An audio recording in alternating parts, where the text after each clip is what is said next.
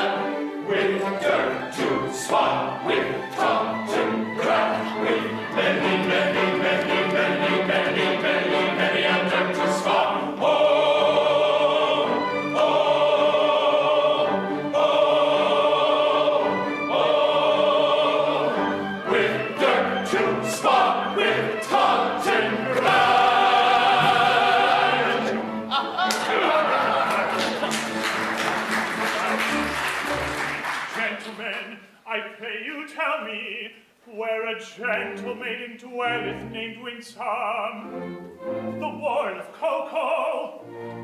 In pity speak, oh speak, I pray you. Why, who are you who ask this question?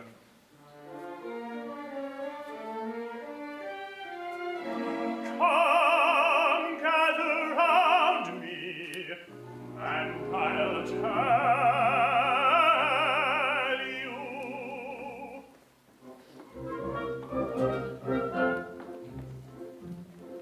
A wandering minstrel, I, a thing of shreds and patches, of ballad songs and snatches, and dreamy lullaby. My catalogue is long through every passion ranging, and to your humors changing, I tune my supple song. I tune my supple song. Are you in sentimental mood? I'll sigh with you. Oh, sorrow. Or made its goodness do you good? I'll do so too. Oh, sorrow, sorrow. I'll charm your willing ears with songs of lovers' fears, while sympathetic tears thy cheeks bedew. Oh, sorrow, sorrow.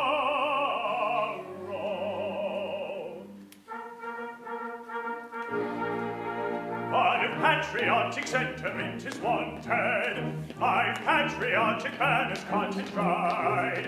For where'er a country's banner may be planted, all other local banners are defied. Our warriors in starry ranks assembled, never quail or they conceal it if they would. And they shouldn't be surprised if nations tremble before the mighty troops of Valley View. We shouldn't be surprised if nations tremble, tremble with alarm before the mighty troops of Valley View. And if you call for a song of the sea, we'll heave the capstan round. With the yo-heave-ho for the wind is free, our anchors are trimmed and our helms are leeward, off for the homeward bound. Yo-ho-heave-ho, hurrah for the homeward bound. To lay aloft in a howling breeze may tickle a landsman's taste, but the happiest a sailor sees is when he's down in an inland town with his lassie on his knee.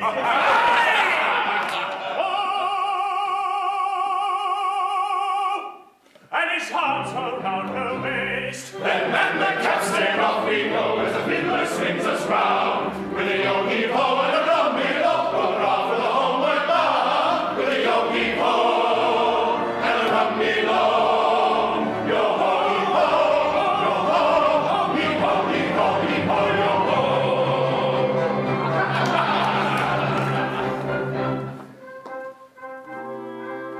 A wandering minstrel, I, a thing of shreds and patches, of ballad songs and snatches, and dreamy lullaby,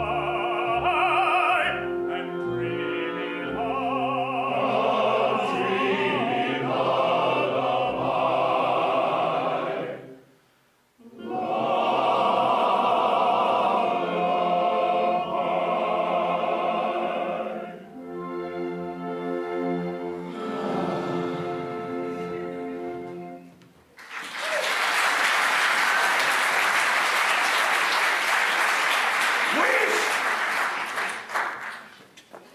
And what are your gawkers over the winsome? Ain't she be dear? She on Leon quick me suck up 2 pound on folly. Oh, you nasty! A sacking with his legs! Oh, my ligaments! Oh, in barrier, Leon! And it was my duty to take the helmet out of the board. While doing so, should it be carried very shall on board winsome vague.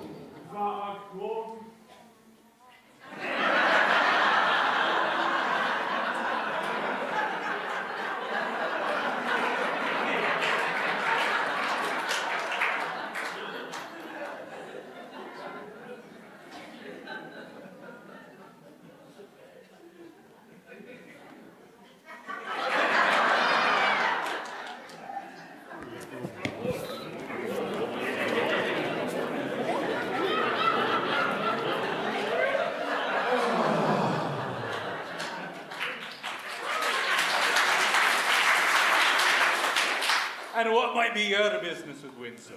I'll tell you. A year ago, I was a member of the Ballydew Town Band, second trombone. Nice. And it was my duty to take my Tammy round for contributions. While discharging this delicate office, I saw Winsome. We loved each other at once, but she was betrothed to a guardian, Coco, the chief tailor, and I saw that my suit was hopeless. Overwhelmed with despair, I quitted the town. Judging my delight when I heard that a month ago, Coco had been condemned to death for flirting. I hurried back at once, in the hopes of finding Winsome at liberty to listen to my protestations. It is true that Coco was condemned to death for flirting, but he was reprieved at the last moment and raised to the exalted rank of Laird High Executioner under the following remarkable circumstances.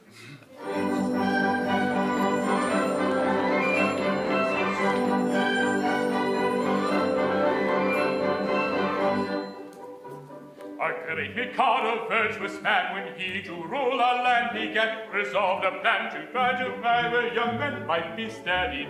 So he decreed in words succinct that all who flirted, leered or winked, unless connubially linked, should forthwith be beheaded, beheaded, beheaded, should forthwith be beheaded.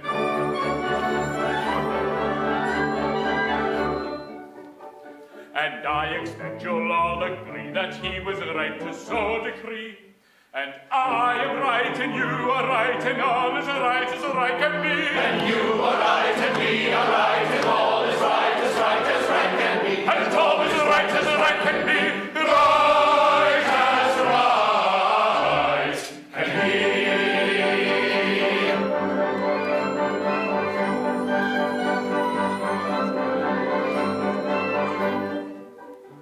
This decree you'll understand caused great dismay throughout the land, for young and old and shy and bold were equally affected.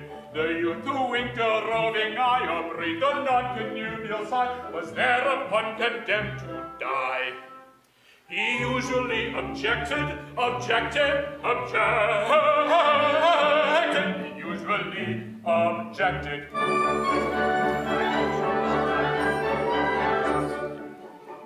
And you'll allow, as I expect, that he was right to so object. And I am right, and you are right, and everything is quite correct. And you are right, and we are right, and everything is quite correct. And everything is quite correct. All is quite correct.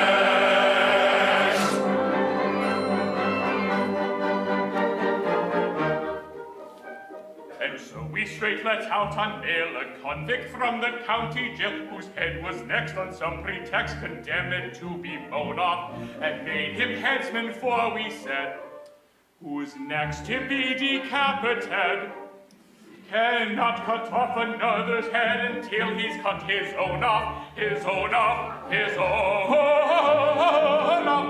he's cut his own off.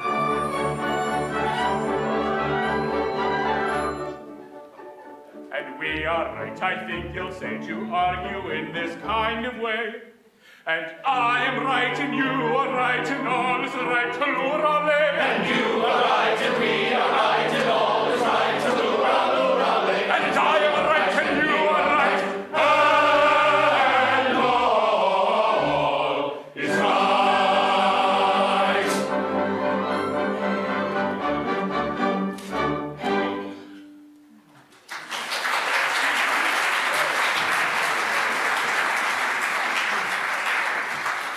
Coco, the chief tailor, Laird High Executioner of Ballydew.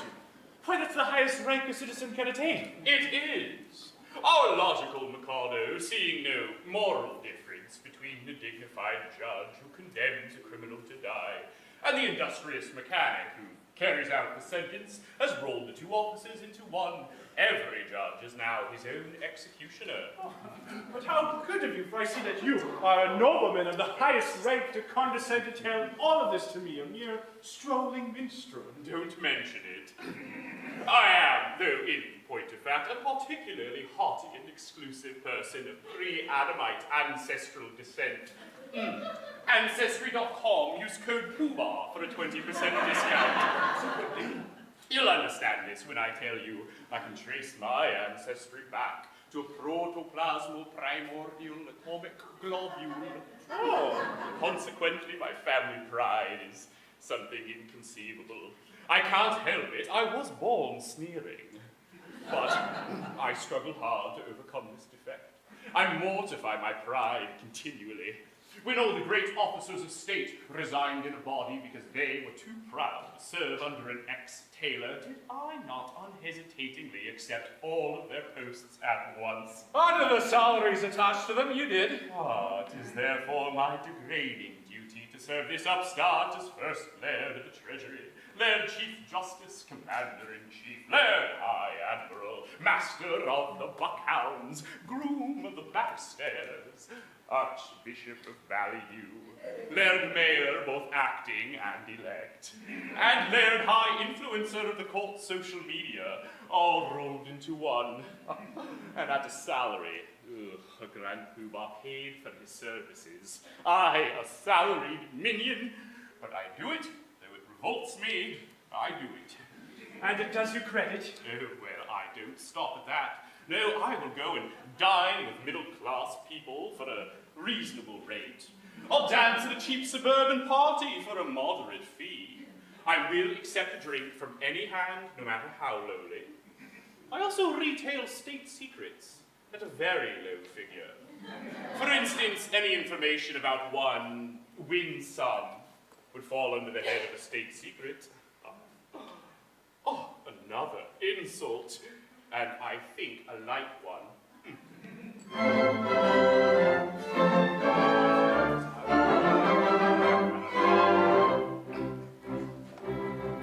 Young and despair, likewise go to Winsome the fair. You must not woo, it will not do. I'm sorry for you, you very imperfect ablutioner. This very day from school Winsome, she'll wend her way and homeward come, with beat to drum and a rum-tum-tum to wed the Laird High Executioner. And the brass will crash and the pipes will play, and she'll cause a dash on her wedding day. She'll toddle away, I do assure, with the Laird High Executioner. And the brass will crash and the pipes will play, and the cause a dash on her wedding day. She'll toddle away, I do assure, with the Laird High Executioner.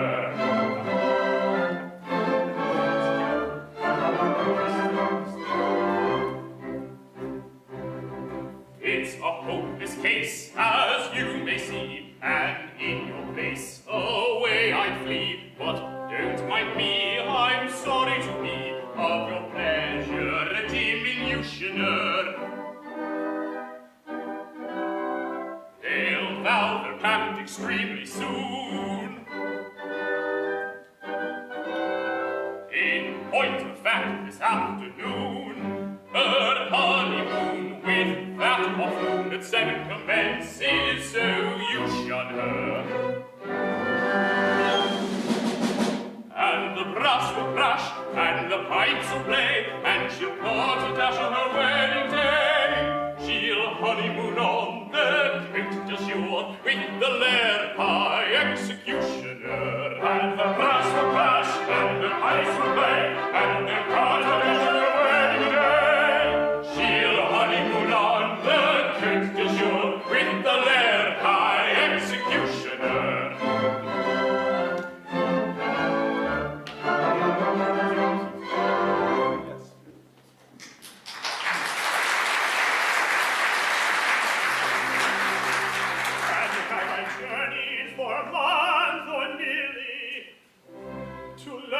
Winsome, whom I love so dearly, this day to Coco is to be united.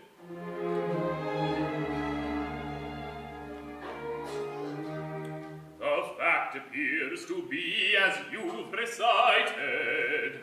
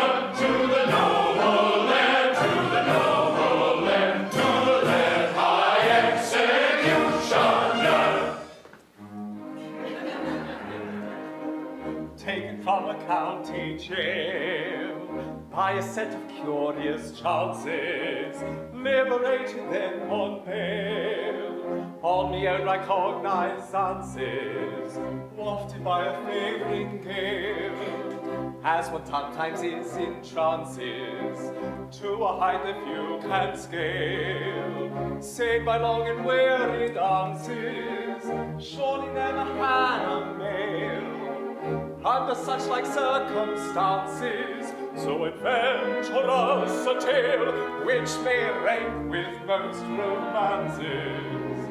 Taken from the county jail, by a set of glorious chances, liberated then on bail, surely never had a male, so adventurous a tale. Defer to the lead high executioner. Defer to the noble lead high executioner. Bow down to the lead high executioner. Defer to the noble lead high executioner.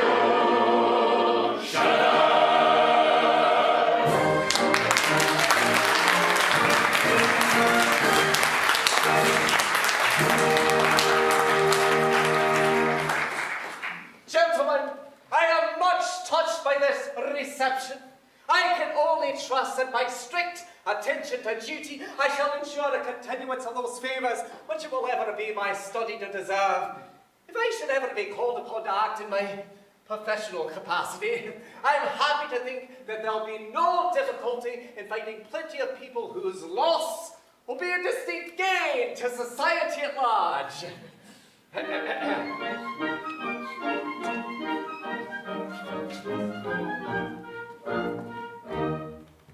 As someday it may happen that a victim must be found, I've got a little list of society offenders who might well be underground and who never would be missed, There's the pestilential nuisances who in each turn of phrase use OMG and LOL in communiques. The sellouts who say anything for anyone who pays. The bearded hipster who has lots of thoughts on IPAs. The coffee parties who on spawning tete-a-tetes insist. They none of them be missed. He's got them on the list. He's got them on the list, and they'll none of them be missed. They'll none of them be missed. There's a fellow who bought Twitter, but then changed his name to X. He needs a therapist. I've got him on the list. And the people playing Wordle when they're at the Cineplex, they never would be missed. Or the uncle who yells off my lawn as crazy as a loon. He doesn't trust the science and he still says Lake Calhoun. Ladies in the second row while texting on their phones. The nerds who 5 years hence are still rehashing Game of Thrones. That singular anomaly, the insurrectionist, I don't think he'd be missed. I'm sure he can't be missed. He's got them on the list. He's got them on the list, and they'll none of them be missed. They'll none of them be missed. There's a certain kind of critic who can make an actor wilt, the drama columnist. I've got you on the list, or the man who boasts there's nothing comes between him and his kilt. They none of them be missed. An apologetic statesman of a compromising kind, such as whatchamacallit, what's her name? And she's dead? Never mind. And thingamabob, and also you know her. Perhaps you've got your own list where we rarely should confer. How about you there? Can you tell me if there's anyone I've missed? But I bet you've got a list. I'm sure you've got a list. He's got them on the list. He's got them on the list, and they'll none of them be missed. They'll none of them be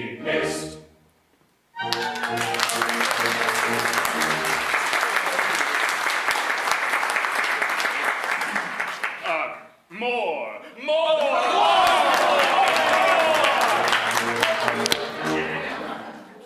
There's the hypocrites of any stripe who try to get books bad, each crazed fanaticist.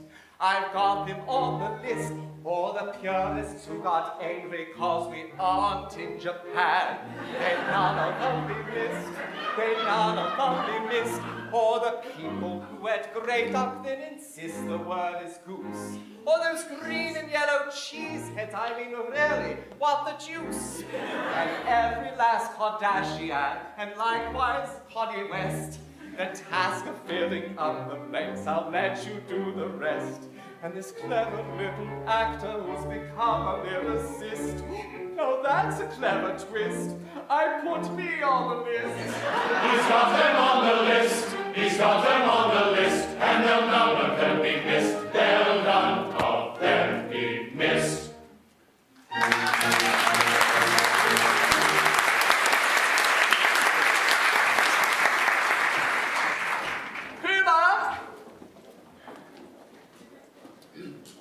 It seems the festivities in connection with my approaching marriage must last a week. I should like to do it handsomely, and I want to consult you as to the amount I ought to spend upon them.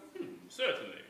But in which of my capacities, as First Laird of the Treasury, Laird Chamberlain, Attorney General, Chancellor of the Exchequer, Privy Purse, Private Secretary. Oh, suppose we say as private secretary. Oh, speaking as your private secretary, seeing as the city should have to pay for it, don't stint yourself, do it well. Exactly! As the city will have to pay for it, that is your advice. As private secretary. But of course, as Chancellor of the Exchequer, I am bound to see that due economy is observed. Oh, but you said just now, don't stint yourself, do it well. As private secretary. And now you say that due economy must be observed? As Chancellor of the Exchequer, I see.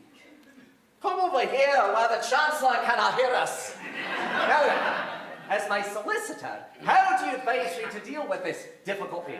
Speaking as your solicitor, I shouldn't hesitate to say chances. Oh, thank you, I will. If it were not that as Laird Chief Justice, I am bound to see that the law isn't violated. I see. Come over here where the Chief Justice cannot hear us. Now then, as First Laird of the Treasury? As First Laird of the Treasury, I could propose a special vote that would cover all expenses, if it were not But as leader of the opposition, it would be my duty to resist it tooth and nail. or as Paymaster General, I could so cook the accounts That as Laird High Auditor, I should never discover the fraud. But then it would be my duty as Archbishop of Ballydew to denounce my dishonesty and give myself into my own custody as First Commissioner of Police. And as Laird High Influencer, I must document all of these conversations for posterity. What are you doing? It's a 19th century selfie. Smile. Stop it. Well, it isn't to say that all these distinguished persons couldn't be square. But it is right to say that they wouldn't be sufficiently degraded in their own estimation unless they were insulted with a very considerable bribe. The matter shall have my careful consideration, but my bride and her wee sister's approach and any wee compliment on your part, such as an object grovel in a characteristic Celtic attitude, would be esteemed a favour. No money, no grovel.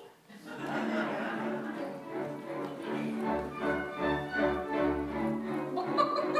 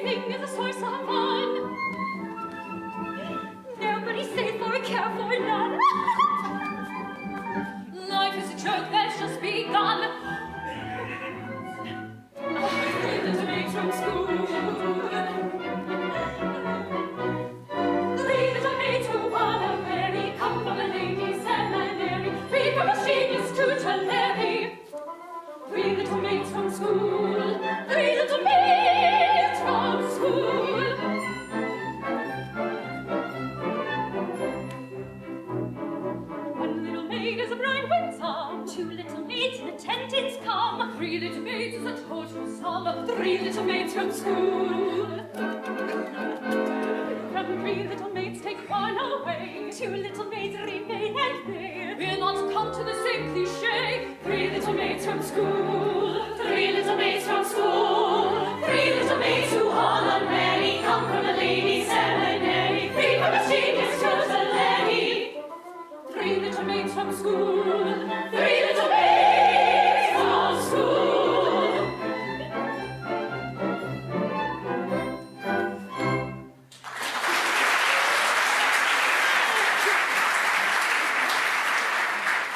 At last, my bride that is to be. You're not going to kiss me before all these people. Well, that was the idea.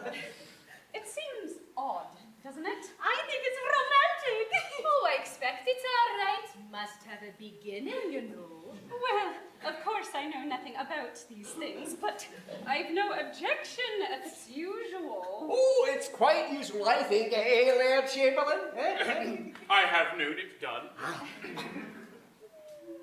Ah, oh, thank goodness that's over. Why, that's never you.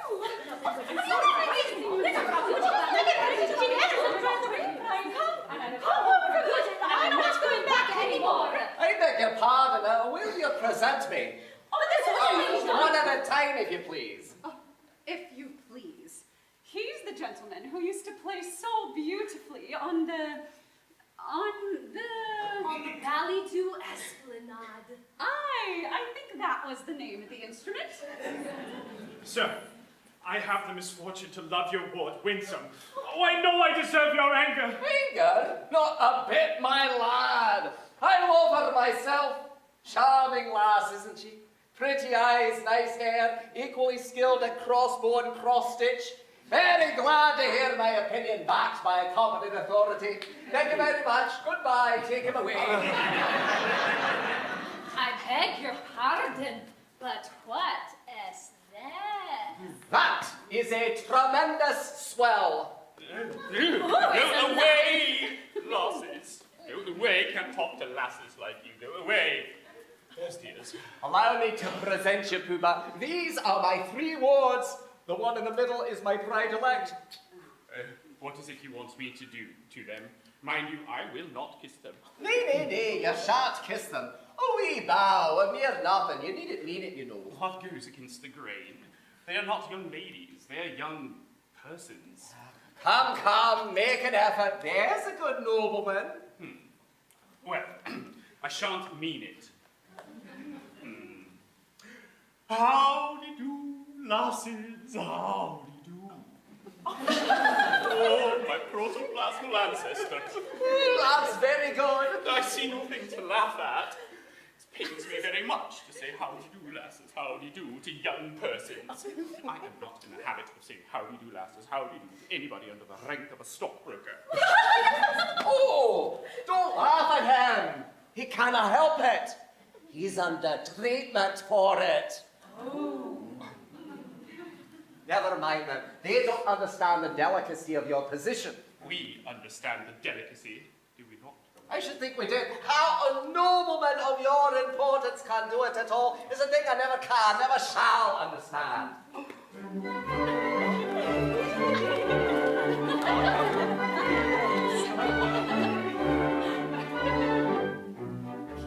So please us we must regret if we have failed in etiquette. Towards a man of rank so high, we shall know better by and by. But youth, of course, must have its fling, so pardon us, so pardon us. And daughter, go, happy spring, be pardon us.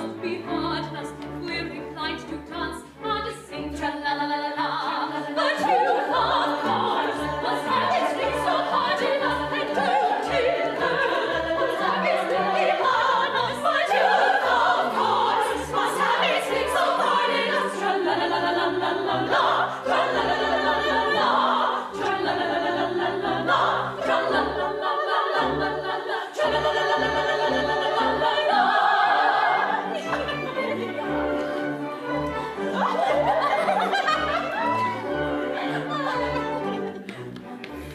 I think you ought to recollect you cannot show too much respect towards a highly titled few, but nobody does, and why should you? That youth and us should have its fling is hard on us, is hard on us. To our prerogative we cling, so pardon us, if we decline to dance and sing. Tra-la-la-la-la-la, tra-la-la-la-la-la, But you, of course, must have his king so hard enough in good, in good. Whose love is to be hard on us, but you, of course, must have his king so hard enough. Tra-la-la-la-la-la-la, tra-la-la-la-la-la-la, tra-la-la-la-la-la-la, tra-la-la-la-la-la-la-la, tra-la-la-la-la-la-la-la.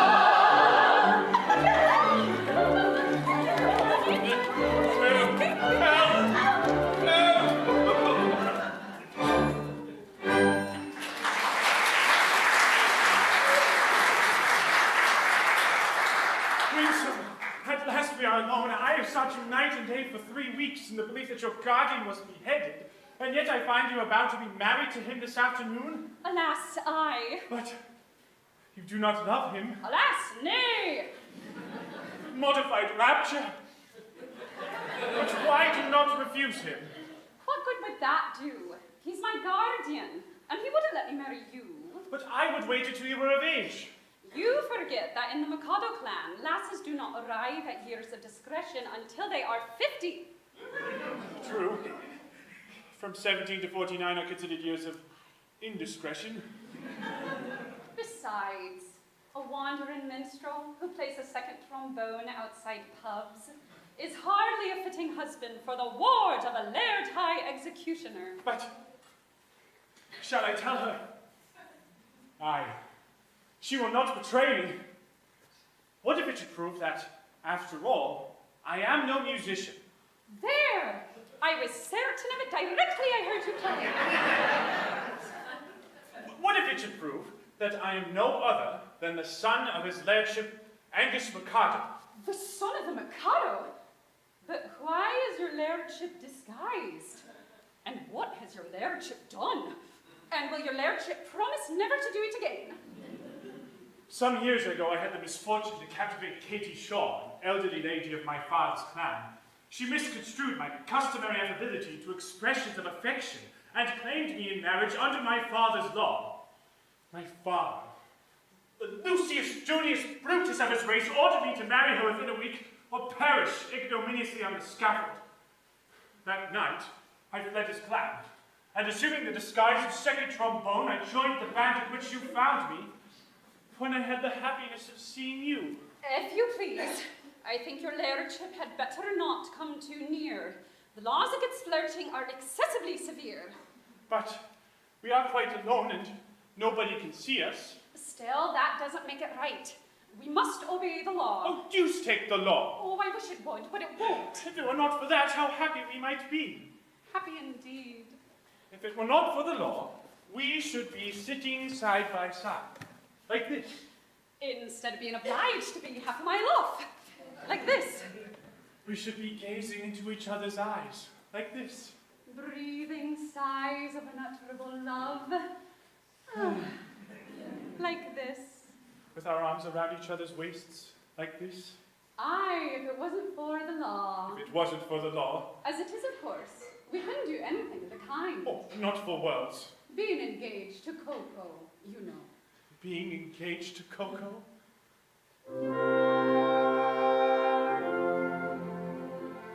Were you not to Coco plighted, I would say in tender tone, loved one, let us be united, let us be each other's own. Let us measure rank and station, where this dear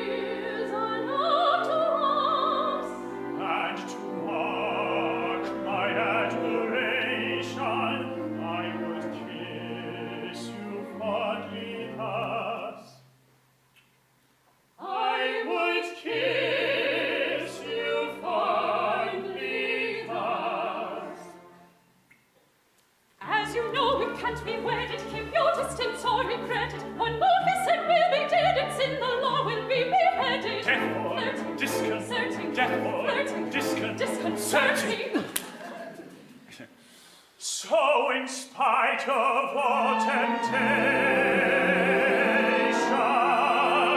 such a thing I must discuss. And on no consideration will I kiss you fondly thus. Will I kiss you fondly thus? Let me make it clear to you. This is what I'll never do. This, oh this, oh this, oh this. This is what I'll never, never do. This, oh this, oh this, oh this. This This is what I'll never do. I'll never do. I'll never do. I'll never do. Oh, this. This.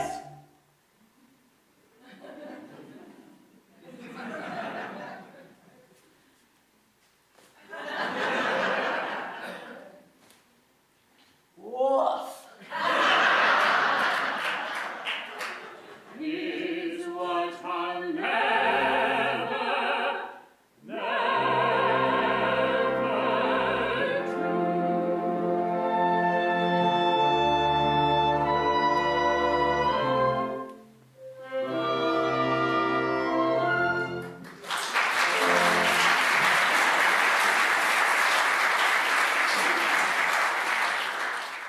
There she goes.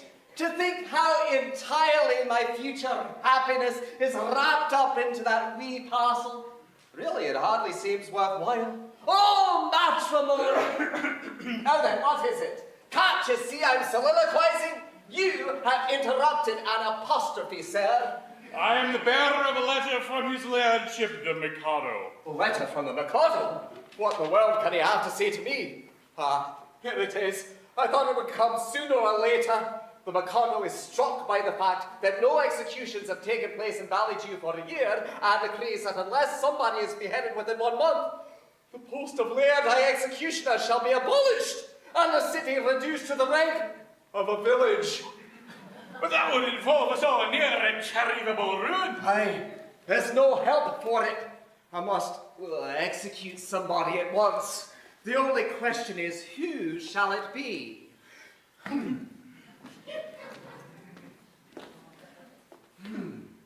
Well, seeing as you are already under penalty of death for flirting, everything seems to point to you. To me? What are you talking about? I can't execute myself. Why not? Why not?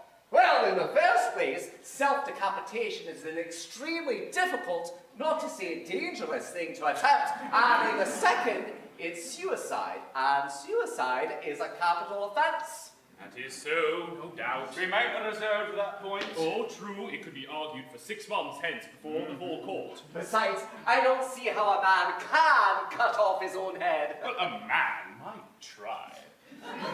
Even supposing you were to cut it half off, that would be something. It would demonstrate your earnest desire to comply with his lordship's will. Pardon me, but there I am adamant. As official headsman, my reputation is at stake, and I cannot consent to embark upon a professional operation unless I see my way to a successful result. This professional conscientiousness is highly creditable to you, but it places us in a very awkward position. My good sir, the awkwardness of your position is grace itself compared with that of a man engaged in the act of cutting off his own head. Still, I'm afraid that unless you can produce a substitute. A substitute? Oh, certainly, nothing easier. Pooba, I appoint you Laird High Substitute. I should be delighted. Such an appointment would realize my fondest dreams, but no, at any rate, I must set a limit on my insatiable ambition. I am so proud, if I allowed my family pride to be my guide. I volunteer to quit this sphere instead of you in a minute or two. But family pride must be denied and set aside and mortified and mortified. my brain it teems with endless schemes both good and new for Ballydew, for Ballydew. But if I flit the benefit that I diffuse, the town would lose. Now every man to hate his plan should plot and plan as best he can. I heard one day a gentleman say the criminals who I cut in two can hardly feel the fatal steel, and so are slain without but pain. If this is true, it's jolly for you, the current screw to miss a Jew. I am so proud. My brain it teems, my family cries, who are caught in two, I fatal steel, and so much I can escape without pain. Instead of you, it was rules of innocence you. And so, although I'm ready to go, yet recollect what disrespected I neglect to thus effect the same dialect, so I object. And so, although I wish to go, and greatly I to brightly shine, and take the line of a hero fine with grief condign, I must decline, and go and show a friend in foe how much you dare I'm quite aware. It's your affair, yet I declare I take your share, but I don't much care. I must decline your share, but I don't. So I decline your share, but I don't. So I decline your share, but I don't. So I decline to sit on silence in the dull dark in a pestilential prison with a lifelong lock, awaiting the sensation of a short, sharp shock from a chimney chopper on a big black rock. Who sit in solemn silence in the dull dark in a pestilential prison with a lifelong lock, awaiting the sensation of a short, sharp shock from a chimney chopper on a big black rock. A dull dark a lifelong lock, a short, sharp shock, a big black rock. To sit in solemn silence in a pestilential prison while awaiting the sensation from a chimney chopper on a big black rock.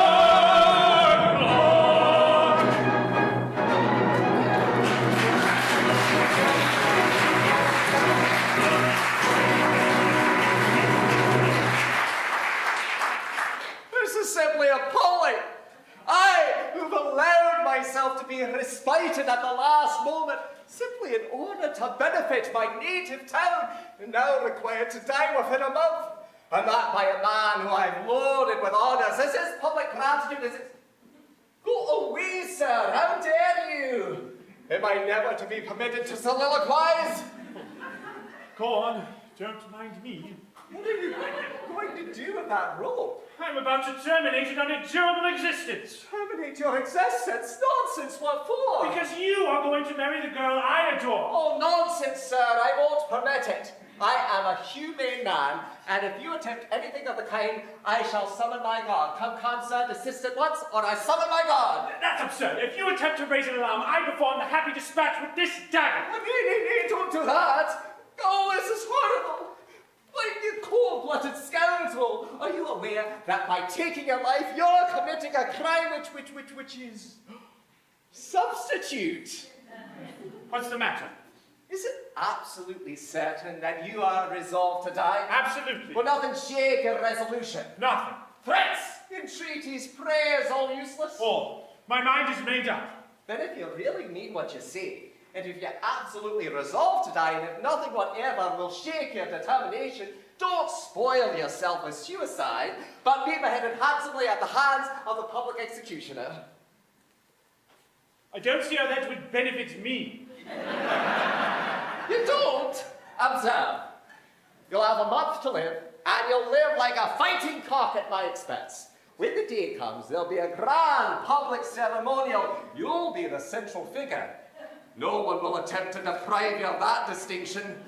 There'll be a procession, bands, dead march, bells tolling all, the lassies in tears, winsome, distracted. Huh? Then, when it's all over, general rejoicings and a display of fireworks in the evening. You won't see them though, but they'll be there all the same. Do you think Wheatsome would really be distracted at my death? I'm convinced of it. Bless you. She is the most tender-hearted wee creature alive. I should be sorry to cause her pain. Perhaps after all, if I were to withdraw from Scotland and travel to Japan. For a couple of years, I might contrive to forget her. Oh, I don't think you can forget Winsome so easily. And after all, what's more miserable than a low, blighted life? True. I mean, life without Winsome seems absurd. And yet, there are a great many people in the world who have to endure it. Poor devils, you're quite right not to be of their number. I won't be of their number. Noble fellow. I'll tell you how to manage it. Let me marry Winsome tomorrow, and in a month you may behead him. Nay, I draw the line at Winsome. Very well. If you can draw the line, so can I. Oh, stop. Listen one moment, be reasonable. How can I consent to your marrying Winsome if I'm going to marry her myself? My good friend shall be a widow in a month, and you can marry her then. That's true, of course. I quite see that. Oh, but dear me. My position there in the next month will be most unpleasant. Not half so unpleasant as my position at the end of it. Dear me, well, I agree. After all, it's only putting off my wedding for a month. But you won't prejudice her against me, will you? You see, I educated Winsome to be my wife. She's been taught to regard me as a wise and good man. Now, I shouldn't like her views on that point disturbed. Trust me, she shall never learn the truth from me.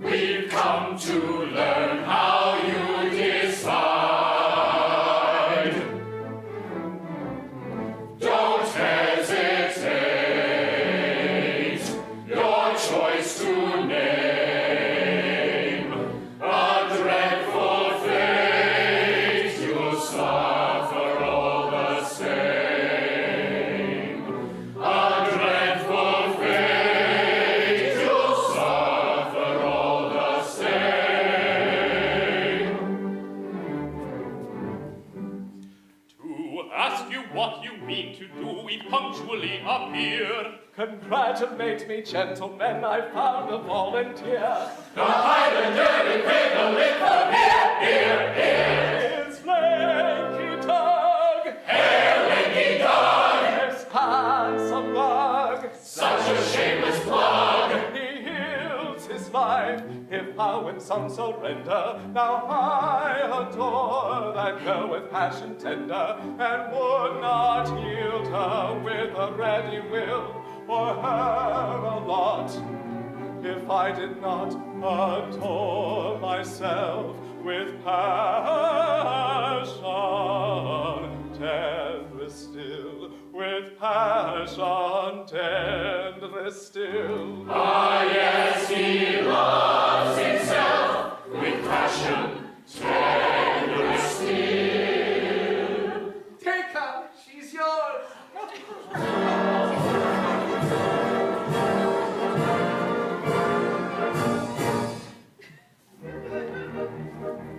The threatened cloud has passed away. Which though the night may come too soon, there's yet a month of afternoon. And let the throng advance with laughing song and merry dance. And let the throng of joy advance with laughing song and merry dance. With laughing song and merry dance. With laughing song. With joyous shout and ringing cheer. Inaugurate their brief career. With joyous shout and ringing cheer. Inaugurate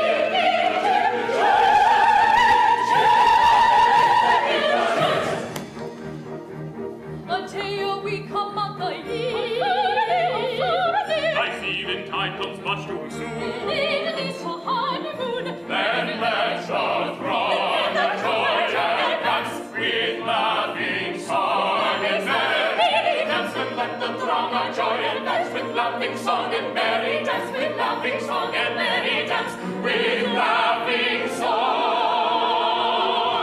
With joyous shouting, ringing cheer, inaugurate the breaker in. With joyous shouting, ringing cheer, inaugurate the breaker in. Laughing song, merry dance, with laughing song and merry dance. As in a month you've got to die, says Coco slightly smug. 'Twere empty compliment to cry long life to Lanky Doug. But as you have 1 month to live as fellow citizen, this toast with 3 times 3 we'll give. Long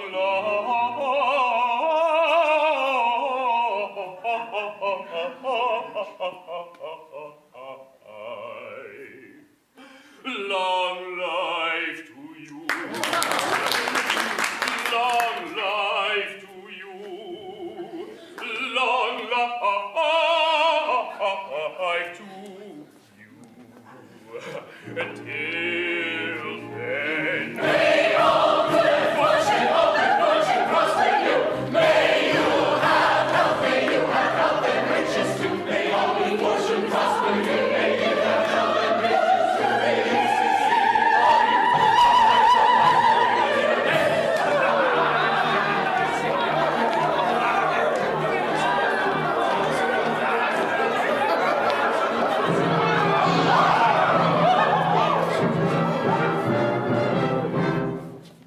Your rebels cease, assist me, all of you.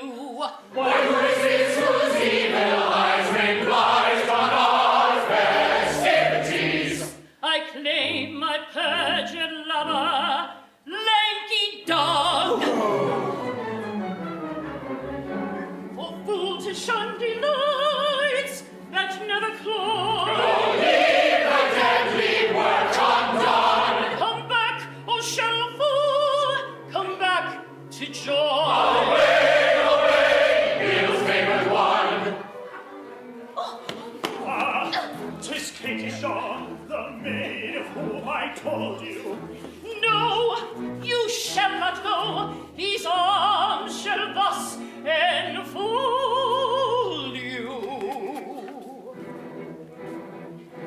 O fool that fleest my hallowed joys, O blind that seest no equipoise, O rash that judges from half the whole, O beast that grudges those light his soul, thy heart unbind, O fool, O blind, give me my place, O rash, O base, thy heart unbind, give me my face, O fool, O blind, O rash, O base, thy heart unbind, give me my place. If she's thy bride, restore her place. O fool, O blind, O rash, O base. Pink cheek that rulest where wisdom serves, bright eye that foolest heroic nerves, rose lip that's gone as Lord in years, smooth tongue that waters to rightly ears. Thy doom is nigh, pink cheek, bright eye. Thy knell is rung, rose lip, smooth tongue. Thy doom is nigh, thy knell is rung, pink cheek, bright eye, rose lip, smooth tongue. Thy doom is nigh, thy knell is rung. If true her tale, thy knell is rung. Pink cheek, bright eye, rose lip, smooth tongue. If true her tale, thy knell is rung. If true her tale, thy knell is rung. Thy knell is rung. Away nor prosecute your quest from our intentions well expressed. You cannot done us. The steel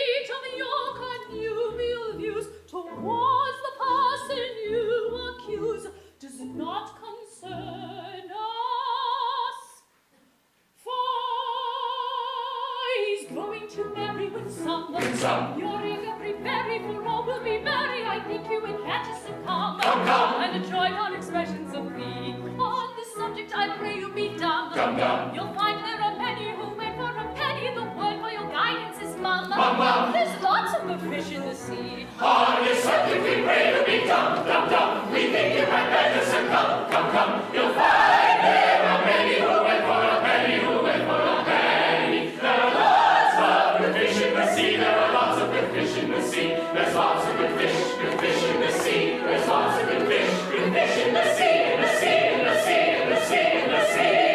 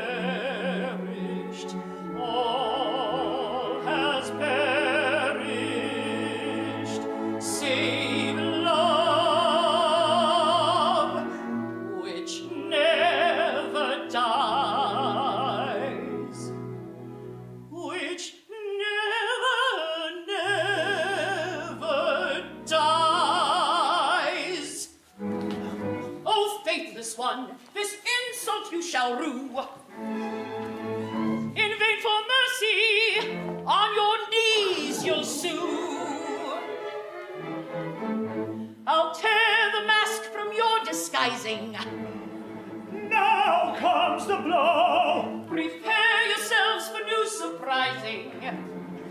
How foil my foe? No minstrel he, despite bravado. I know. He is the son of your Kings and carrots and peas. In vain you interrupt with this tornado. He is the only son of your Kings and carrots and peas. I'll spoil Kings and carrots and peas. your gigabato. He is the son Kings and carrots and peas. of your Kings and carrots and peas. the son of your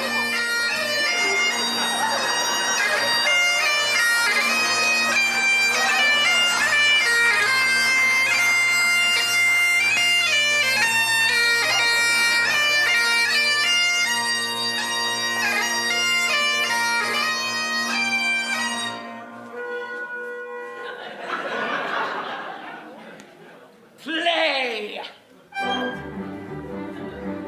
Ye torrents roar, ye tempests howl, your wrath outpour with angry growl. Do ye your worst, by vengeance call, shall rise triumphant over all. We'll hear no more in low and down. To joy we soar despite your scout. The echoes of our festivals shall rise triumphant over all. Prepare for war, ye haughty lords, at once I go, Mikado war. Away you go, and let your host proclaim your woe. In dismal chorus, We do not heed that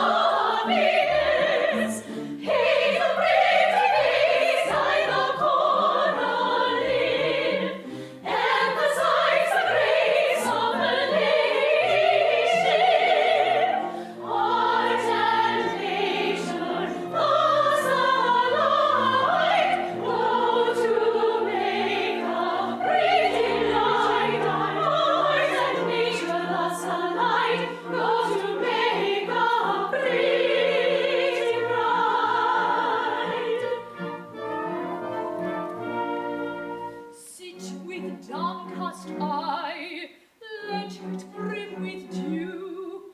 Try if you can cry, we will do so too. When your summer start, like a frightened roe, flutter, little heart, color, come and go, modesty at marriage tide, well becomes a pretty bride. Modesty at marriage tide, well becomes a pretty bride.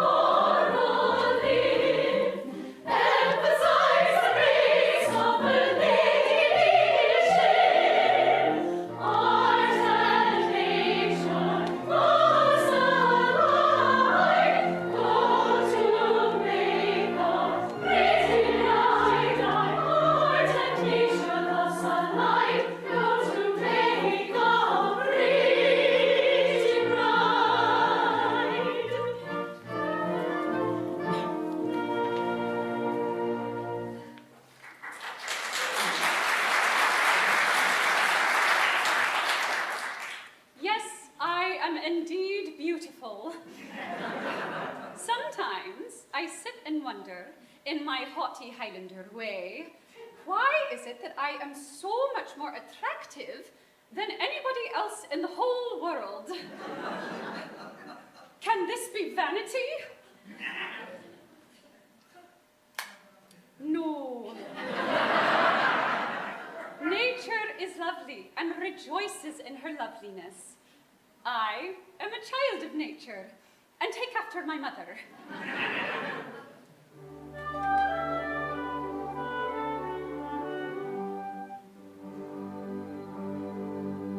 The sun whose rays are all ablaze with ever-living glory does nay deny his majesty, he scorns to tell our story. He don't exclaim, I blush for shame, so kindly indulgent.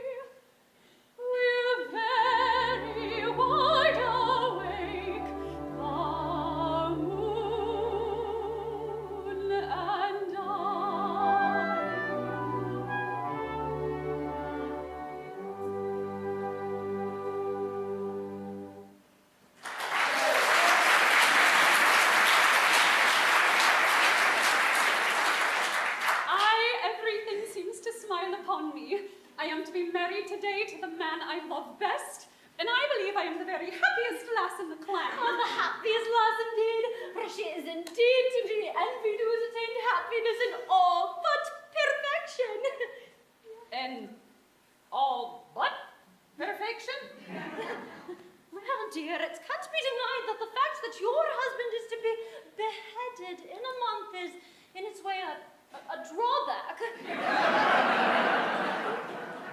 It does seem to take the top off things, you know.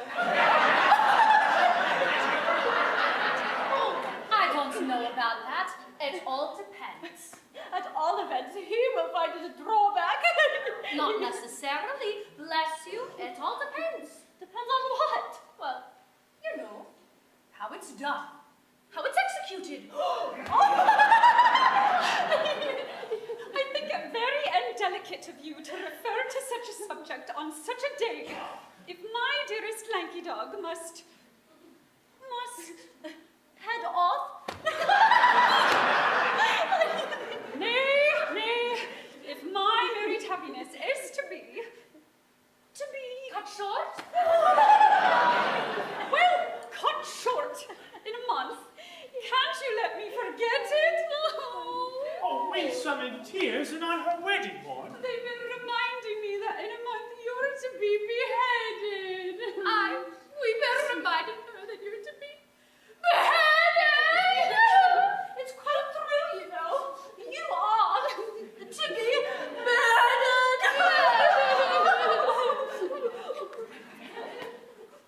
Now, some bridegrooms would be depressed by this sort of thing.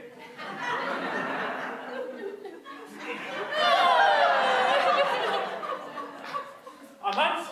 Where? What's a month? These divisions of time are purely arbitrary. Who says 24 hours make a day? There's a popular impression of that effect. Then we'll efface it. We'll call each second a minute, each minute an hour, each hour a day, and each day a year. And at that rate, you've about 30 years of married happiness before you. And at that rate, this interview has already lasted 4 hours and 3/4. Aye, how time flies when one is thoroughly enjoying oneself. That's the way to look at it. Don't let's be downhearted. There's a silver lining to every cloud. Certainly. Let's be perfectly happy. Aye, by all means. Now, let's thoroughly enjoy ourselves. It's absurd to cry. Quite ridiculous.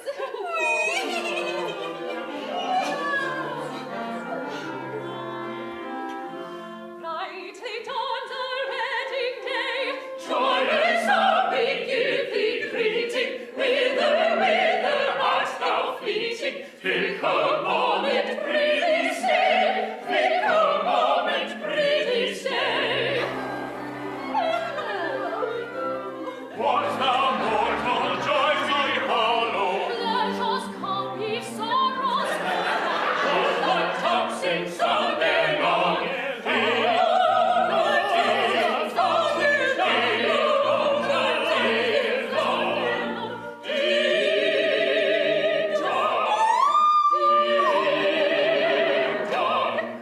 Until the shadows fall over one and over all. Sing a merry madrigal. Sing a merry madrigal. Sing a merry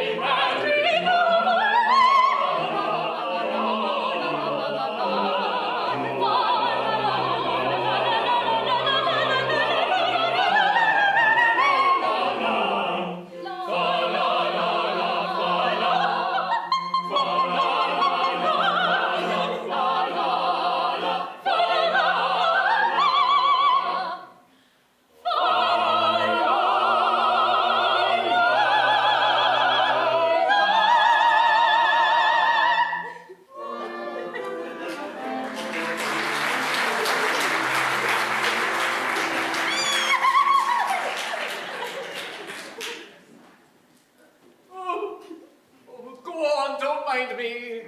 I'm afraid we're distressing you. Never mind, I must get used to it. Only please do it by degrees. Begin by putting your arm around her waist. There, let me get used to that first. Would you like to retire? It must pain you to see us so affectionate together. Nay, I must learn to bear it. now oblige me by allowing her head to rest on your shoulder. Like that? I'm much obliged to you. Now kiss her. Thank you. It's simple torture. Come, bear up. After all, it's only for a month. Nay, it's no use deluding oneself with false hopes. What do you What's this now? My child, my poor child. How shall I break it to her? My wee bride that was to have been. Was to have been? Aye, you can never be mine. Oh, what a lovely surprise! That's great! I've just ascertained by the McAdo's law that when a married man is beheaded, his wife is buried alive. Buried alive? Buried alive? Buried alive, buried alive. Buried alive.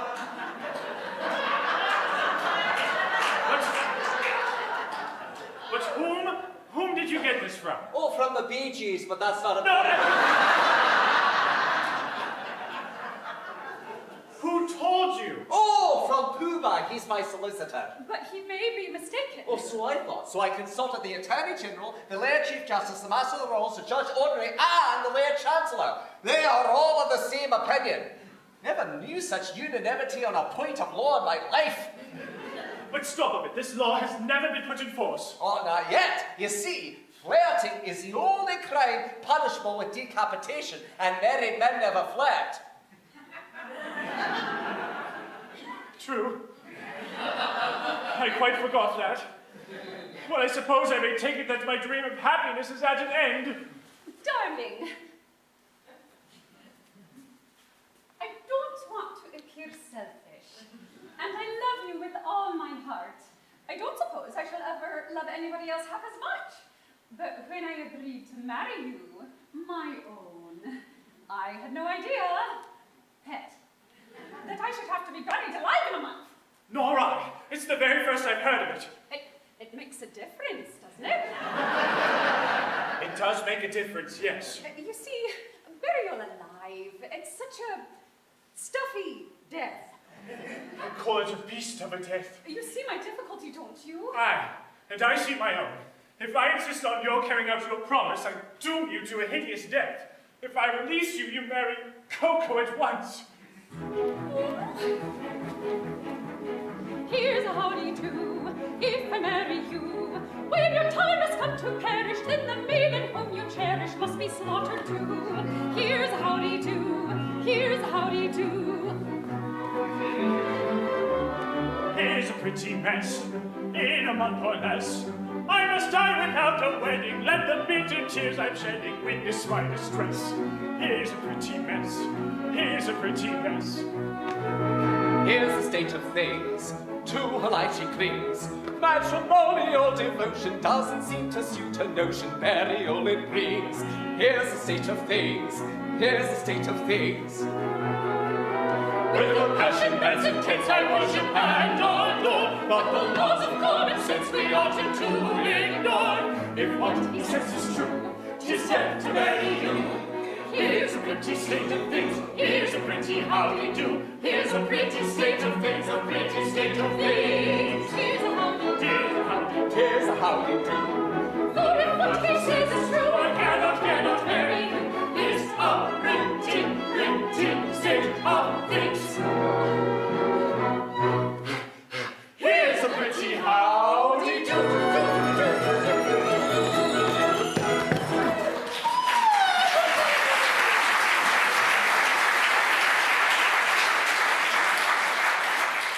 My poor lad, I really am very sorry for you. Thanks, old fellow, I'm sure you are. You can see I'm quite helpless. I quite see that. I can't conceive of anything more distressing than to have one's marriage broken off at the last moment.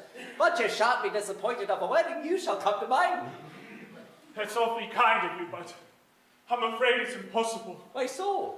Today, I die. What do you mean? I can't live without Winsome. This afternoon I performed the happy dispatch. Nee, pardon me, but I can't allow that. Why not? Wait.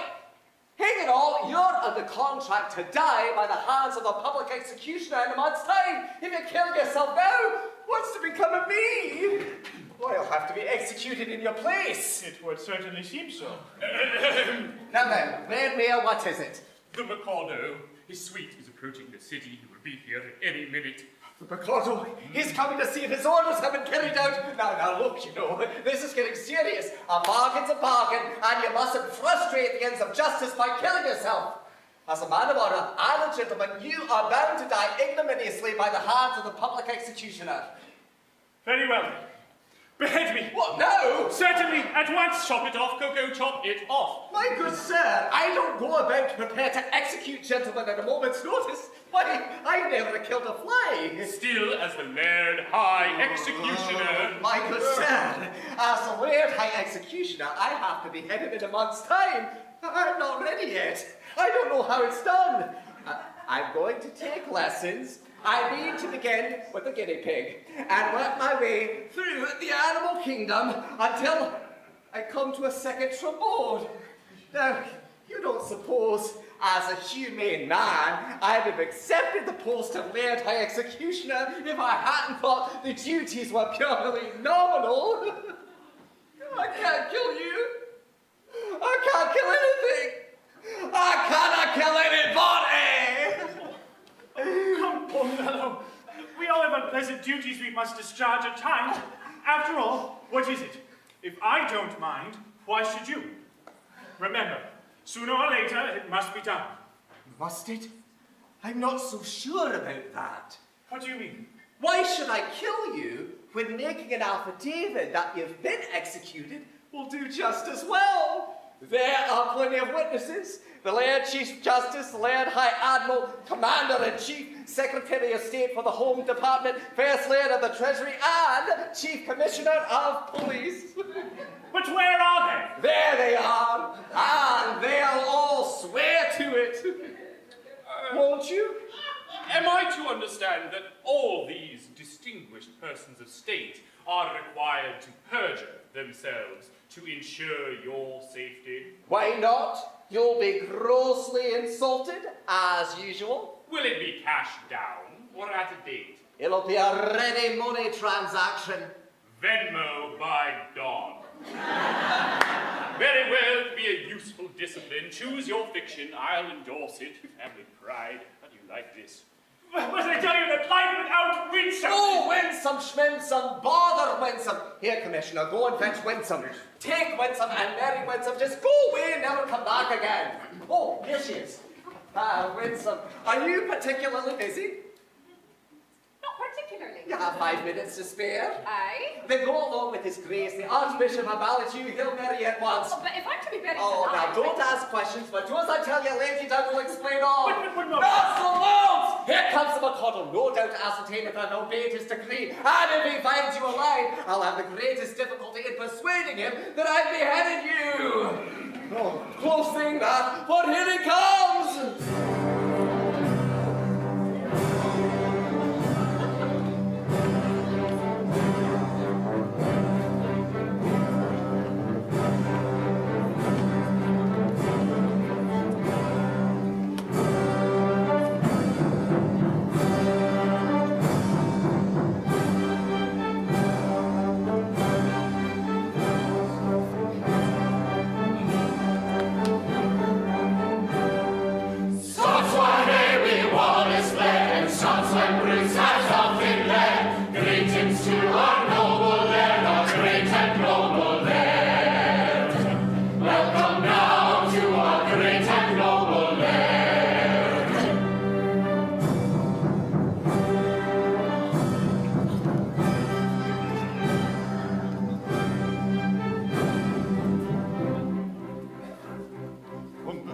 Kind of man obedience I expect. I'm the emperor of the land. And I'm his daughter-in-law elect. You marry his son, he's only got one. To his daughter-in-law elect. My morals have been declared particularly correct. But they're nothing at all compared with those of his daughter-in-law elect. Bow, bow to his daughter-in-law elect. Bow, bow to his daughter-in-law elect.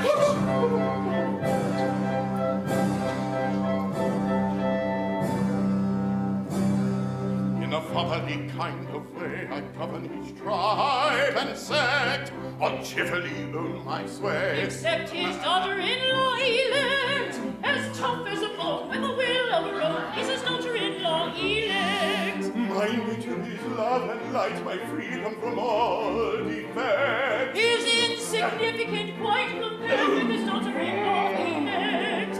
Bow, bow to his daughter-in-law elect.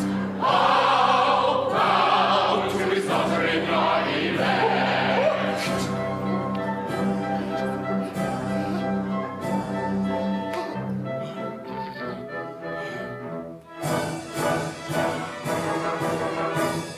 A more humane Mikado never did in the land exist. To nobody's second and certainly reckoned a true philanthropist.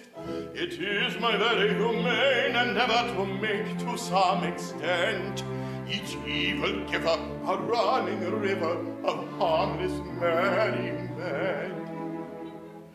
My object all sublime I shall achieve in time, to let the punishment fit the crime, the punishment fit the crime, and make each prisoner pant, and willingly represent a source of innocent merriment, of innocent merriment. The coffee snob, espresso elite, who bore us whene'er they speak, are sent to hear sermons from Lutheran Germans whose coffee is always weak. Your Uncle Frank, that liberal crank whose virtue always great, will sit forever with no exit ever, with Marjorie, Boebert, and Gates. Tattoo artist clever, but spell-checking never, shall get the just desserts. The chests are emblazoned with epithets brazen.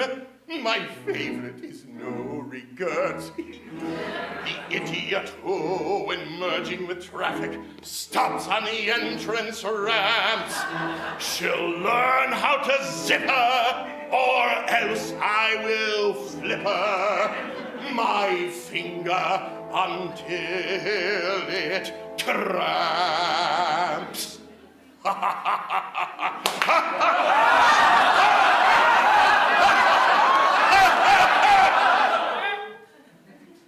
My object all sublime I shall achieve in time, to let the punishment fit the crime, the punishment fit the crime, and make each prisoner pent, unwillingly represent a source of innocent merriment, of innocent merriment. His object all sublime he will achieve in time, to let the punishment fit the crime, the punishment fit the crime, and make each prisoner pent, unwillingly represent a source of innocent merriment, of innocent merriment. The advertising quack who wearies with tales of countless cures, his teeth I've enacted shall all be extracted by terrified amateurs. The latest director with crazy theories revising this G and S. And when I say never, he says hardly ever. Does he think this is HMS? The grammar snob, the bringer of sadness, his fate I thus decree. Although he'll be godless, he'll be forced, irregardless, to hear verbs that don't agree. I'll have our kids propel into madness with Scottish like none you've heard. And even worse is their intersperses of like before every word. Yeah, like, no, like, what I like mean. Crazy, absolutely crazy! Aye! My object all sublime I shall achieve in time, to let the punishment fit the crime, the punishment fit the crime, and make his prisoner pent, unwillingly represent a source of innocent merriment, of innocent merriment. His object all sublime he will achieve in time, to let the punishment fit the crime, the punishment fit the crime, and make his prisoner pent,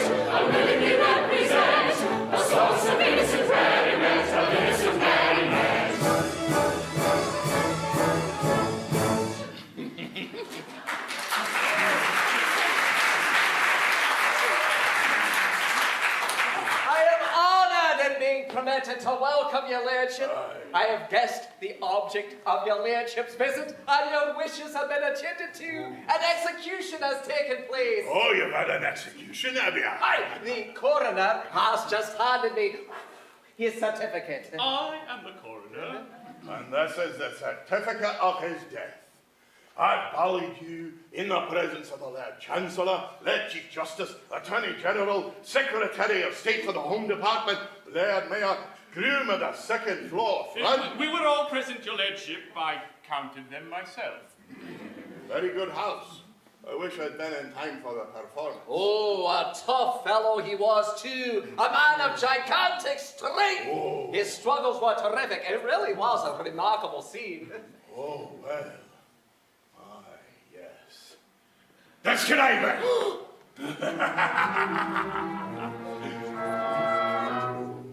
The criminal cried as they dropped him down in a state of wild alarm. With a frightful, frantic, fearful frown, I bared my big right arm.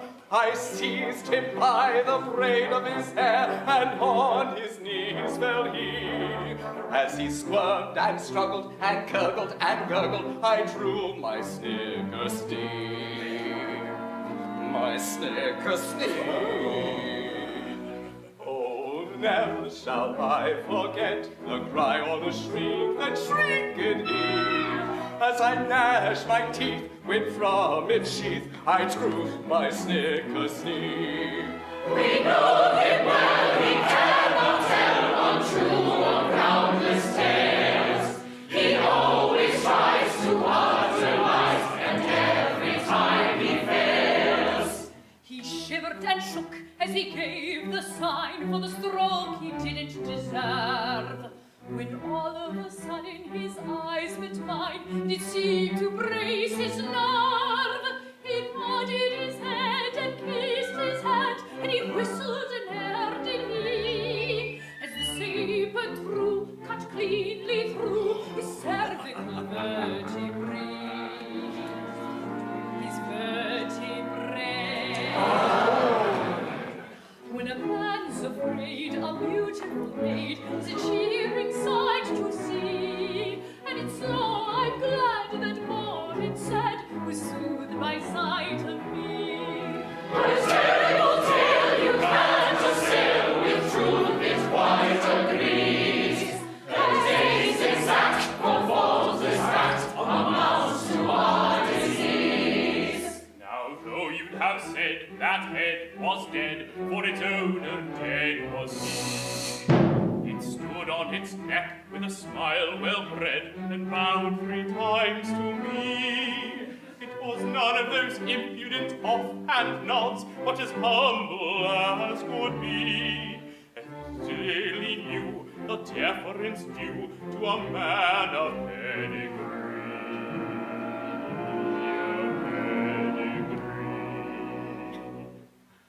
And it's hope, I vow, that deathly bow was a stunning sight to see. Though trunkless yet, it couldn't forget the deference due to me. His heart he knew, he speaks the truth whenever he finds his place. And in this case, it all took place exactly as he says. Exactly, exactly, exactly, exactly.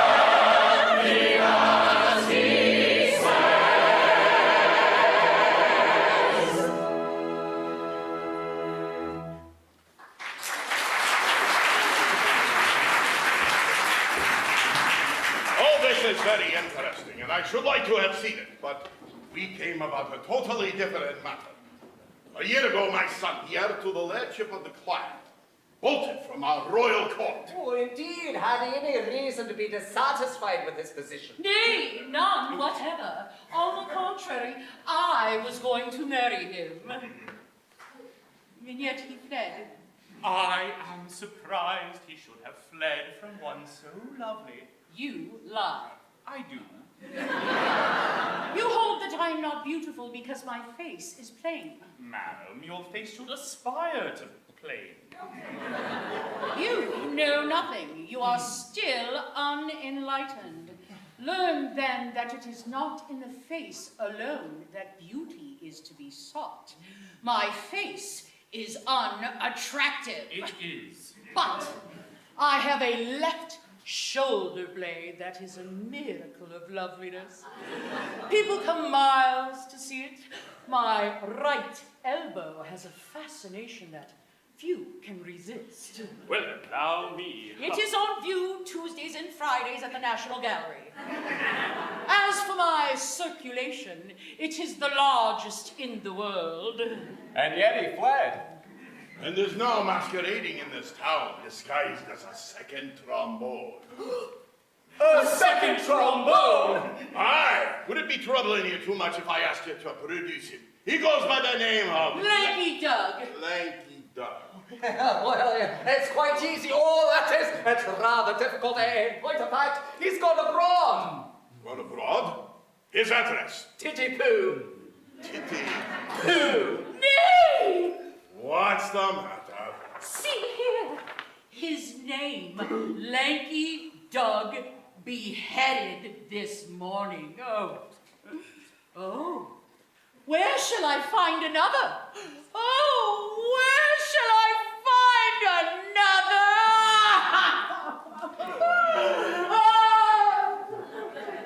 Dear.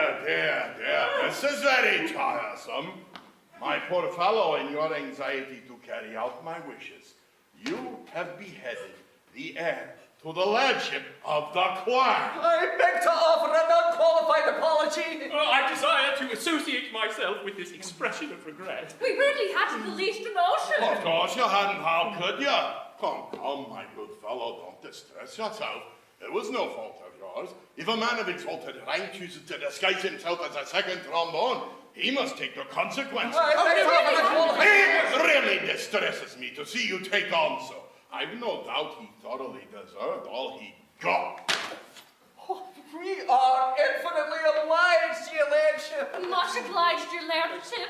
Very much obliged, your lordship. Obliged, not a bet, don't mention it. How could you tell? Of course. How could we know who the gentleman really was? It wasn't written on his forehead, you know. It might have been written on his underpants, but Highlanders don't wear.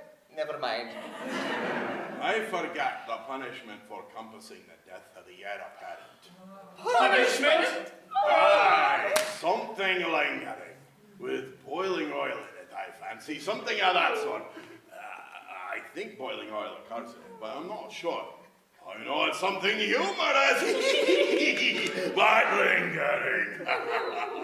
With either boiling oil or melted lead. Come, don't fret. I'm not a bit angry. If your lordship will accept our assurance, we had no idea. Of course. I knew nothing about it. I wasn't there. Oh, that's the pathetic part of it. Unfortunately, the fool of an axe is compassing the death of the heir apparent. There's not a word about a mistake. Nay. Or not knowing. Nay. Or having no notion. Nay. Or not being there. Nay. There should be, of course. Aye. But there isn't. Oh. That's the slovenly way in which these acts are always drawn. However, cheer up. It'll be all right. I'll have it altered. Oh. Next session. Oh. Now, let's see about your execution. We'll, after luncheon suit ya. Can you wait till then? Aye, we can wait till then. Then we'll make it after luncheon. I don't want any lunch. I'm really very sorry for you all, but it's an unjust world, and virtue is triumphant only in theatrical performances. See how the fates their gifts allot, for A is happy, B is not, yet B is worthy, I dare say, of more prosperity than A. Is B more worthy? I should say he's worth a great deal more than A. Yet A is happy, oh so happy, laughing, ha ha, jumping, ha ha, nectar, quaffing, ha ha ha, ever joyous, ever gay, happy, undeserving A, ever joyous, ever gay, happy, undeserving misery.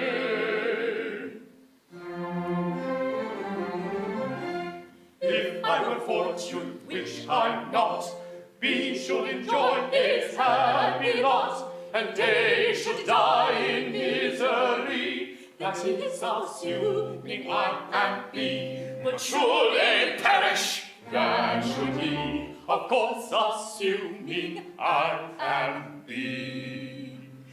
We should be happy, oh so happy, laughing, ha-ha, chatting, ha-ha, laughing, talking, ha-ha, but condemned to die is he, wretched meritorious me, but condemned to die is he, wretched meritorious me.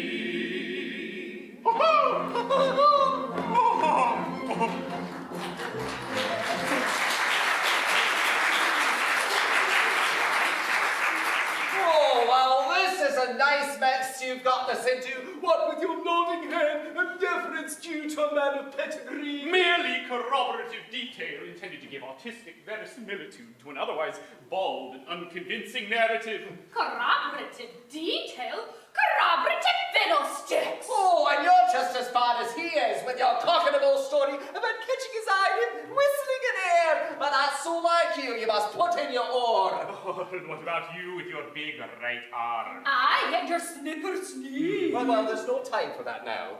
There's only one thing to be done. Lanky Dog hasn't started yet. He must come alive again at once. Oh, here he is.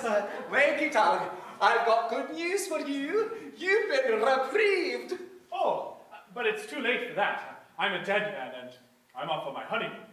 Boom, shakalaka. Oh, stop. Something terrible has just happened. It seems you are the son of the McAdo. Aye, but that happened some time ago.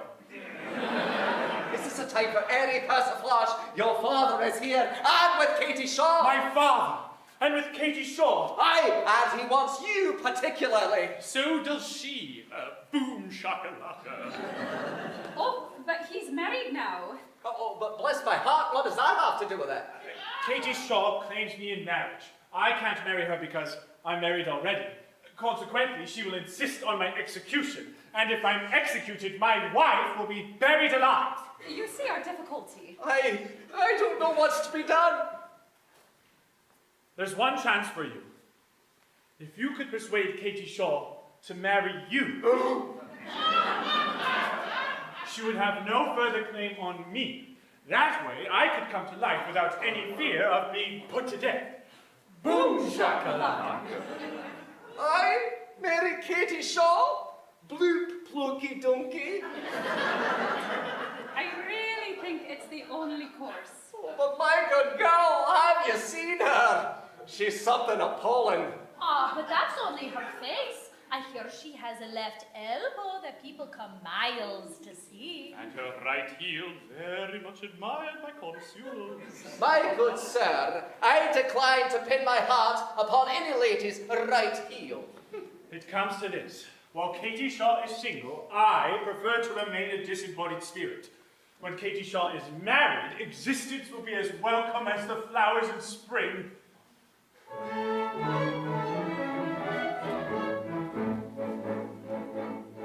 The flowers that bloom in the spring, tra-la, with promise of merry sunshine. As we merrily dance and we sing, tra-la, we welcome the hope that they bring, tra-la, of a summer of roses and wine, of a summer of roses and wine. And that's what we mean when we say that a thing is welcome as flowers that bloom in the spring. Tra-la-la-la-la, tra-la-la-la-la, the flowers that bloom in the spring. Tra-la-la-la-la, tra-la-la-la-la, tra-la-la-la-la-la.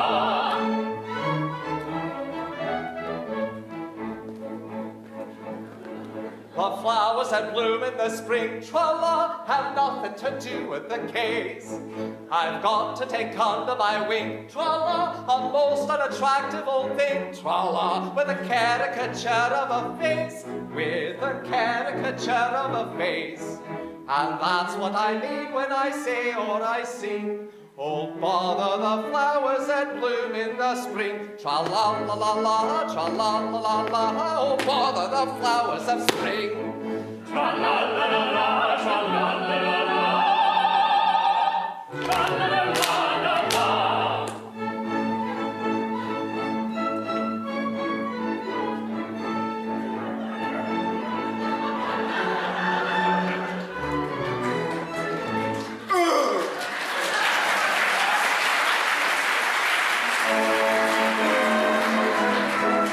Alone and yet alive. Oh, sepulchre, my soul is still my body's prisoner.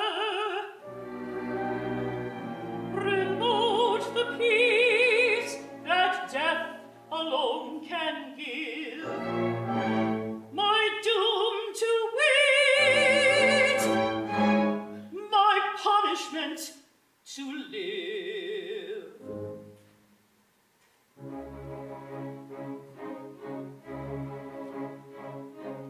Hearts do not break, they sting and ache, for oath of sake, but do not die. Though with each breath they long for death, as witnesseth the living eye, the living eye. Oh, living eye, come tell me why, when hope is gone, dost thou stay on? Why linger here where all is drear? Oh, living eye, come tell me why, when hope is gone, dost thou stay on? May not a cheated maiden die, may not a cheated maiden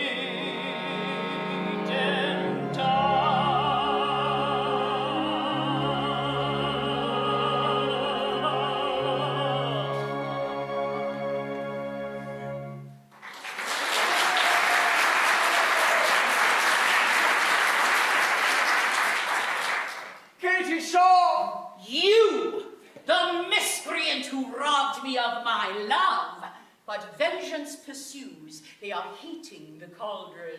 Katie Shaw, behold the suppliant at your feet, Katie Shaw, mercy. Mercy? Have you mercy on him? See here, you have slain my love. He did not love me, but he would have loved me in time. I am an acquired taste. Only the educated palate can appreciate me. I was educating his palate when he left me. Now he is dead. And where shall I find another? It takes years to train a man to love me. Am I to go through the weary round again and at the same time implore mercy for you who robbed me of my prey? I mean my pupil. Just as his education was on the point of completion, oh, where shall I find another? Here! What? Katie Shaw, for years I have loved you with a white-hot passion that is slowly but surely consuming my very vitals. Ah, shrink not from me. If there is aught of woman's mercy in your heart, turn not away from a lovesick suppliant whose every fibre thrills at your tiniest touch. 'Tis true that under a poor mask of disgust, I've endeavoured to conceal a passion whose fires are broiling the soul within me. But the fires will not be smothered. They defy all attempts at extinction, and breaking forth all the more eagerly for their long restraint, they declare themselves in words that will not be weighed, that cannot be schooled, that should not be too severely criticised. Oh, Katie Shaw, I daren't hope for your love, but I cannot live without it. Darling. You, whose hands still reek with the blood of my betrothed, dare to address words of passion to a woman you have so foully wronged. I do! Accept my love or I perish on the spot. Go to! Who knows so well as I that no one ever yet died of a broken heart? Oh, Katie Shaw, you know not what you say. Listen.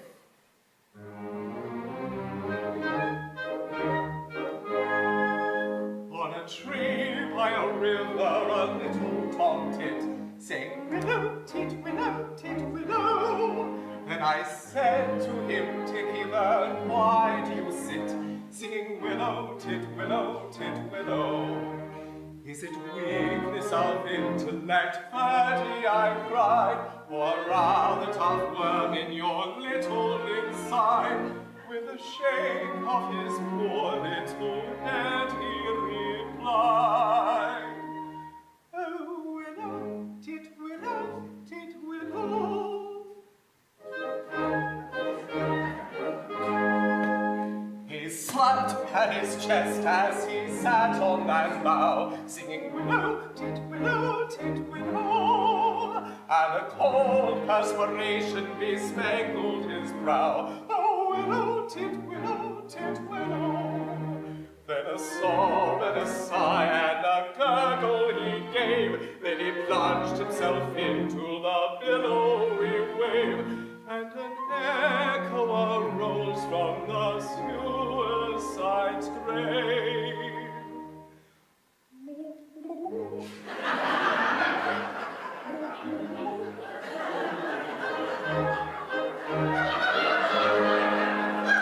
Now I feel just as sure as I'm sure that my name isn't Willow, tit, willow, tit, willow. That was blighted affection that made him exclaim, oh, willow, tit, willow, tit, willow. And if you remain callous and obdurate, I shall perish as he did, and you will know why, though I probably shall not exclaim as I die. Oh, willow, tit, willow, tit, willow.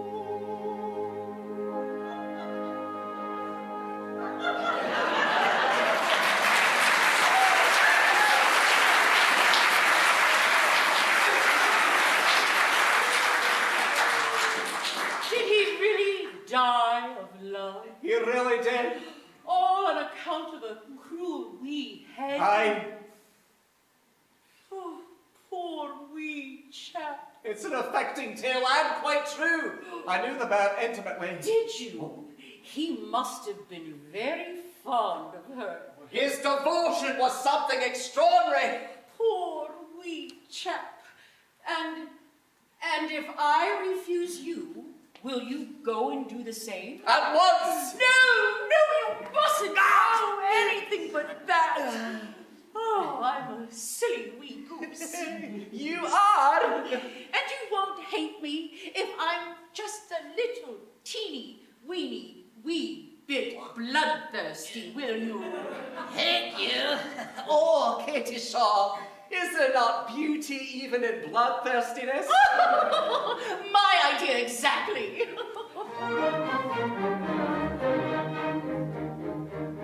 There's beauty in the bellow of the blast, there's grandeur in the growling of the gale, there's elegant roaring when the lion is roaring and the tiger is a lashing of his tail. Yes, I'd like to see a tiger from the Congo or the Niger, and especially the lashing of his tail. Volcanoes have a splendor that is grim, and earthquakes only terrify the dolts. But to him who's scientific, there's nothing that's terrific in the falling of a flight of thunderbolts. Yes, in spite of all my meekness, If I have a little weakness, it's a passion for a flight of thunderbolts. If that is so sing, daddy, don't daddy, it's evident, very odd day, so on. We will go and merrily, merry, no tolly, daddy, today is done.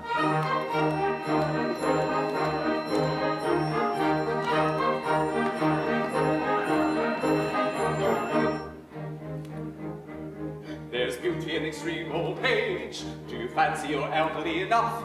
Information I'm requesting on the subject interesting isn't made in all the matter when she's tough. Throughout this wide dominion, it's the general opinion that she'll last a good deal longer when she's tough. Are you old enough to marry, do you think?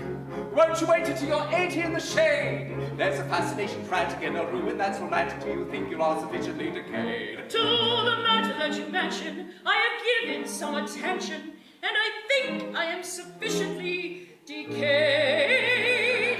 If that is so, sing daddy down daddy, it's evident, very odd taste, someone. We will go and merrily, merry, no tolly, daddy, today is done. If that is so, sing daddy down daddy, it's evident, very odd taste, someone.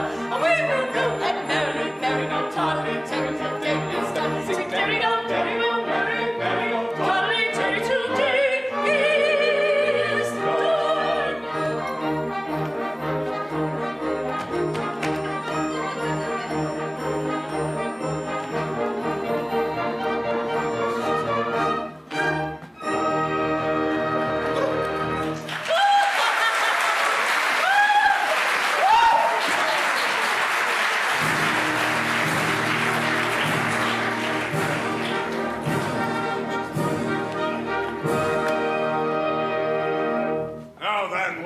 Capital lunch and we're quite ready. Have all the painful preparations been made? Your lordship, all is prepared. Then produce the unfortunate gentleman and his two well-meaning but misguided accomplices. Mercy! Mercy for Coco, mercy for Pretty Jean, mercy even for Pooh Bah. I beg your pardon, I don't think I quite caught that remark. Mercy even for Pooh Bah. Mercy, my husband that was to have been is dead, and I have just married this miserable object. Oh, you've not been long about it. No, we were married before the registrar. I am the registrar. I see. But my situation is that as you have slain the heir apparent... The heir apparent is not slain. Bless my heart, my son. And your daughter-in-law elected. Traitor! You have deceived me! Aye, you are entitled to a wee explanation, but I think he will give a better whole than in pieces. Your lordship, it's like this. It's true that I stated I killed Linky Dog. Aye, with most affecting particulars. Merely corroborative details intended to lend artistic verisimilitude to an otherwise bald and Well, you're afraid from putting in your oar. narrative. It's like this. When your lordship says, let a thing be done, it's as good as done. Practically, it is done because your lordship's word is law. When your lordship says to kill a gentleman, then that gentleman is told of to be killed. Consequently, that gentleman is as good as dead. Practically, he is dead, and if he's dead, why not say so? I see. Nothing could possibly be more satisfactory. For he's gone and married with some. Your anger pray very for all will be merry. I think you ain't better succumb. Come. And join our expressions of glee. On this subject I pray you be dumb. Your notions so many are not with a penny. The word for your guidance is mum. You've a very good bargain in me. On this subject we pray you be dumb. We think you had better succumb. Come. You'll find there are many who went for a penny, There are lots of good fish in the sea. There's lots of good fish in the sea. There's lots of good fish in the sea. There's lots of good fish in the sea, in the sea, in the sea, in the sea, in the sea.